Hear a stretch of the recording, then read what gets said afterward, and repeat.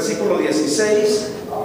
Yo creo que es uno de los pasajes más conocidos por el cristianismo, el pasaje de San Juan capítulo 3, versículo 16. Pero antes de leer este pasaje, quiero explicarles algunos puntos muy importantes que se destacan en la Biblia y del por qué yo quiero predicar esta noche sobre Juan capítulo 3, 16. Pensemos en algunas cosas que son determinantes en la Biblia y en la vida cristiana. Número uno, debemos pensar que el tema central de la Biblia es la salvación del hombre por medio de Jesucristo.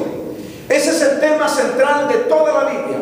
Desde Génesis hasta Apocalipsis, el propósito de la Escritura es mostrarnos el amor de Dios.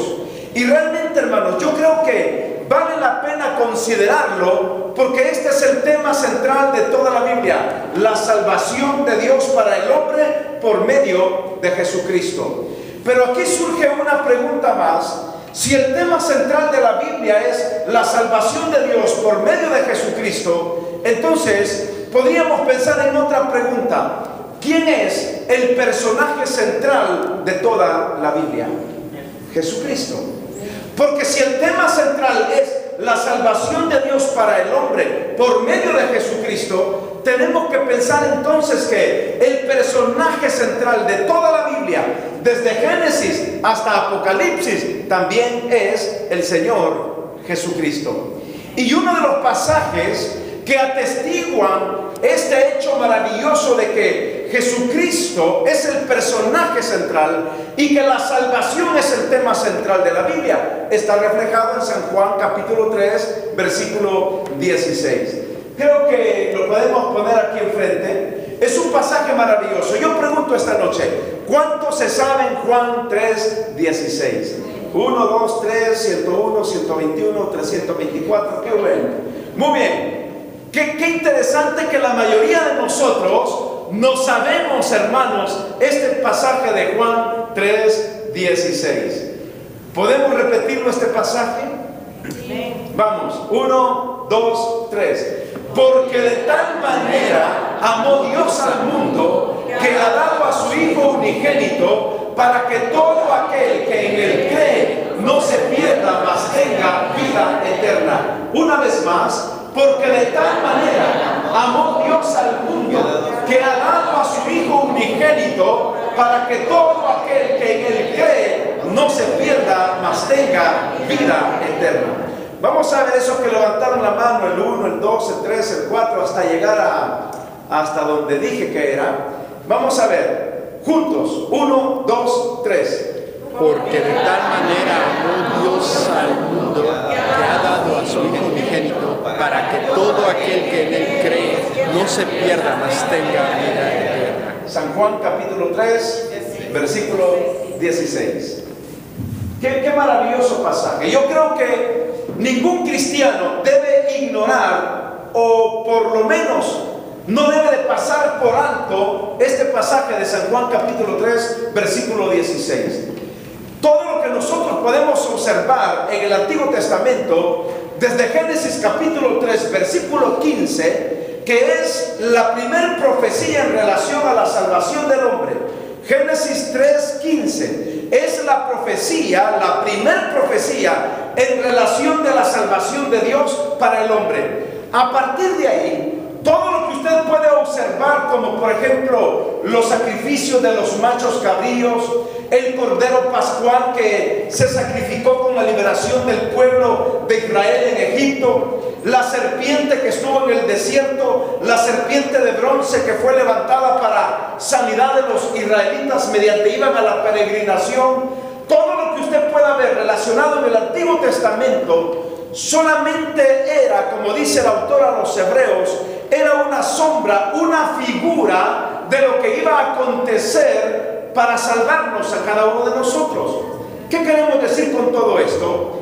Que Dios, desde el principio de la humanidad, o más bien desde el principio en que Adán y Eva pecaron y cayeron, Dios había previsto para cada uno de nosotros una salvación maravillosa, una redención maravillosa a través de la persona del Señor Jesús.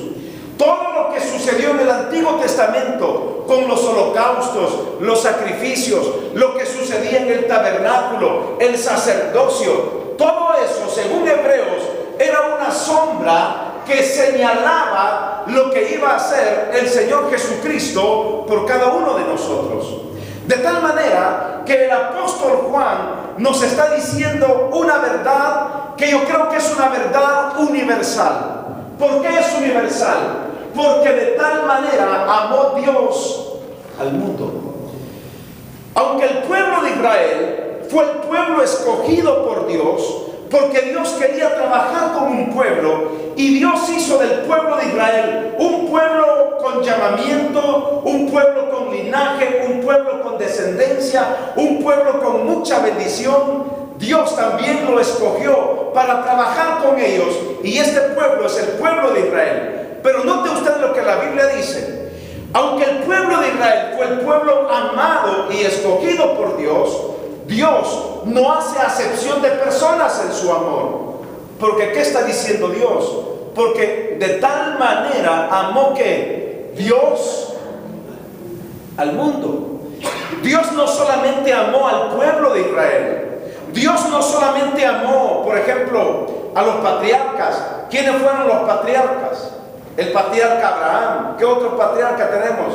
El patriarca Jacob. Tenemos, bueno, Moisés fue el legislador del pueblo de Israel. Pero todos los patriarcas como Isaac, como Abraham, todos estos hombres, aunque fueron muy amados por Dios, otros reyes como por ejemplo el rey David, que fue amado por Dios, otro rey como el rey Josías, del cual predicamos el domingo pasado, aunque fueron amados por el Señor, no fueron los únicos a quienes Dios amó.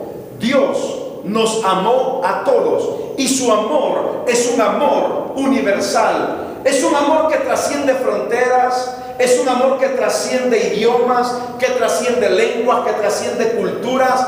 Es un amor que rompe con todas las barreras sociales y culturales que hay en el mundo. Porque Dios no distingue razas.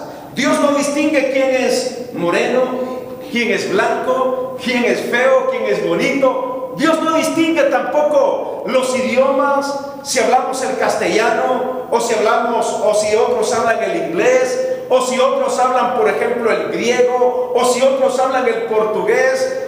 Dios no distingue lenguas, ni distingue razas. Para Dios, todos estamos sobre una misma tierra y todos somos cubiertos bajo un mismo cielo. Entonces, ¿qué significa esto? Significa que el amor de Dios es un amor que no se limitó a un determinado pueblo como el pueblo de Israel. Y gloria a Dios por el pueblo de Israel. Pero Dios no se limitó en su amor para con el pueblo de Israel. Dios, mis queridos hermanos, tiene un amor universal, y es un amor para cada uno de nosotros, desde el más grande hasta el más pequeño. Por eso la Biblia dice: porque de tal manera amó Dios al mundo. Dios me ama a mí en una forma particular, como lo ama a usted también en una forma particular. ¿Sabe por qué? Porque para Dios usted es único. Para Dios yo también soy único. Y aunque Él me tiene un amor y un afecto especial directamente conmigo, y aunque Dios trata de una manera conmigo, y aunque Dios trata de una manera directa y específica también con usted, eso no significa que Dios deje de amar a los otros pueblos. Dios también ama a los otros pueblos. Como amó al pueblo de Israel, también amó al mundo. Yo me recuerdo de un pasaje que el apóstol Pablo describe, y el apóstol Pablo dice que para Dios no hay judío ni hay griego, no hay esclavo ni hay libre, no hay rico ni hay pobre. Y Pablo dice que Dios de ambos pueblos, es decir, de los gentiles que somos nosotros, porque no somos judíos, pero tanto de los gentiles como del pueblo de Israel, Dios ha hecho un solo pueblo. Porque Dios amó a todo el mundo. Y el amor de Dios entonces es un amor universal. ¿No le parece, hermano, que debemos de estar agradecidos con Dios? Que Dios no solamente amó al pueblo de Israel. Si usted recuerda, por ejemplo, no vamos a verlo, pero en el libro de Génesis, capítulo 12, cuando Dios llama a Abraham, Dios le dice a Abraham: sal de tu tierra y de tu parentela. Abraham vivía en Babilonia, en un lugar que se llamaba en aquel entonces Ur de los Caldeos.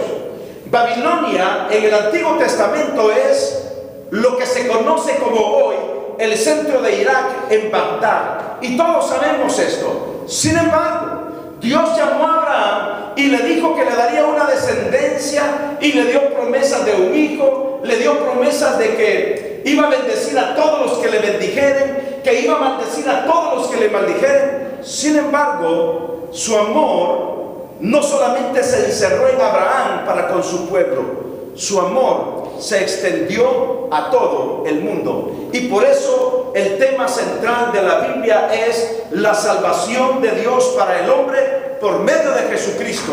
Pero hay algo aquí más interesante: el amor de Dios. El amor de Dios que no conoce límites, que no conoce fronteras. Podríamos esta noche hacer una relación entre el amor de Dios y el amor del hombre. ¿Cómo es el amor de Dios? El amor de Dios es un amor sin egoísmo. El amor de Dios es un amor libre. El amor de Dios es un amor que va acompañado de la compasión y la misericordia y la fidelidad. El amor de Dios es un amor libre de egoísmo. El amor de Dios es como que Él nos da sin esperar recibir absolutamente nada, porque ese es el amor de Dios. Ahora, comparemos cómo es el amor del hombre. ¿Cómo es el amor del hombre? El amor del hombre es un amor egoísta, porque los seres humanos generalmente siempre estamos dando, consciente o inconscientemente, esperando recibir respuesta a ese amor que estamos otorgando. El amor del hombre no es un amor libre, es un amor egoísta, es un amor que muchas veces es un amor interesado en otras cosas. Sin embargo, no así el amor de Dios. El amor de Dios es perfecto. El amor de Dios es único. El amor de Dios traspasa los límites y las barreras. El amor de Dios es un amor incondicional.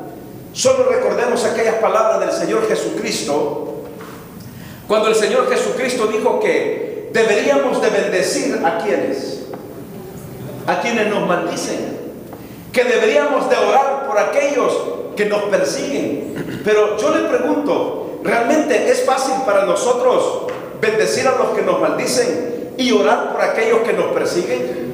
Y yo creo que no. Por muy espirituales que nosotros queramos mostrarnos delante de los demás y delante de Dios, quizá podríamos decir sí para que la gente nos escuche, pero en el fondo yo sé que es bien difícil incluso perdonar a aquellos que te han ofendido y que te hicieron un daño. El amor de Dios a través de Jesucristo es diferente. ¿Cuáles fueron las palabras de Jesús en la cruz? Padre, perdónalos porque no saben lo que hacen. Incluso el Señor Jesucristo, fíjese bien, trató de justificar a esta gente, justificándolos como de ignorantes, porque entre comillas supuestamente no sabían lo que estaban haciendo. Pero bueno, eso fue lo que dijo el Señor Jesucristo: perdónalos porque no saben lo que hacen. Sin embargo, nos damos cuenta entonces que el amor de Jesús, el amor de Dios, hermanos, es un amor incondicional, que sabe perdonar inmediatamente al ofensor, al enemigo. No así nosotros. ¿Cuántas veces nosotros estamos cargados, hermanos, de resentimientos y de raíces de amargura? Porque no sabemos perdonar, porque no sabemos amar como el Señor nos enseña a amar. Así que el amor de Dios en la persona de Jesús es un amor que trasciende todas las cosas, todo pensamiento y a toda persona. Por eso el amor de Dios es un amor, pero muy especial para todos los hombres. Y me gusta la expresión del evangelista Juan, porque note usted, porque de tal manera amó Dios al mundo. Cuando yo veo esta expresión, porque de tal manera, ¿de qué nos está dando a entender esto de porque de tal manera?